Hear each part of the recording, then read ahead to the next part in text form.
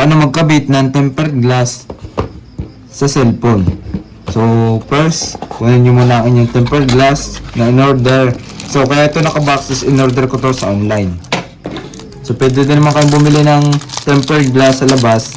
Pero ito mas maganda dahil ito ay naka-align na. So igaganto nyo na lang sa inyong cellphone. Then mamaya ko papakita sa inyo kung paano siya ikabit. Then dito may kasama siyang wipes. Ito, buksan natin. So meron ditong dry and wet. Pero tanggalin muna natin itong lumang tempered glass ng ating cellphone.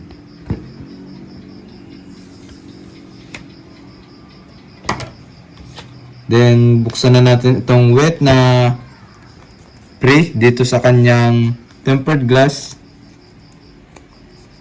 So saan nga ba ito ginagamit? Ginagamit ito ay dito sa may screen. Pagkatanggal nyo ng luma yung tempered glass, so kailangan dito malinis para walang bubbles at walang galbok na maiiwan. At kapag tapos nyo ng linisan or punasan, next nyo naman itong dry paper para naman matuyo yung inyong screen. So dapat is wala siyang galbok or alikabok na nakadikit sa kanyang screen para walang bubbles.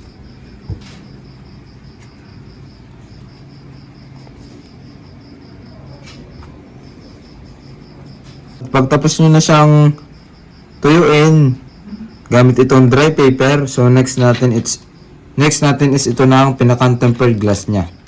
So tingnan nyo lang ng mabuti ito dahil baka magkabaligtad. Tingnan nyo itong baba at taas kung ito ba ay dito sa may tapat ng camera or dito sa baba. Then guys, kung alin yung dito yung makapal, ito yung baba. Kung alin yung manipis, ito yung taas. Then salpak lang natin ito pag ganito at hawakan natin ng maayos. Then higitin natin itong orange sa baba. Then higitin lang natin hanggang sa matanggal. Hawakan lang natin ito ng maayos.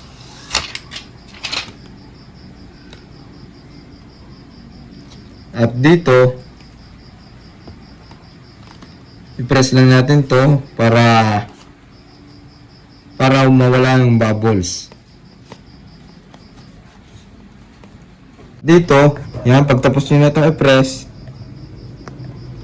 so tanggalin nyo naman itong pinakang arrow nya papunta dito sa may unahan. Then pag natanggal nyo na, remove nyo ito. Then may matitirang plastic, then higitin nyo na itong plastic. Then pagka remove nyo, so ayan na yung ating cellphone. Tapos na natin lagyan ng tempered glass. So kita nyo naman, napaka-clear at napakaganda ng pagka-tempered glass nya. Ayan. So wala din siyang bubbles. So napakaganda at sulit talaga itong tempered glass na ito. Guys, kita nyo, tapos na nating ilagay yung tempered glass. So napakaganda talaga ng tempered glass na ito na mayroong kasamang ganito para hindi na kayo mahirapan pa mag-alignment para maituwid ang inyong tempered glass sa inyong Android phone.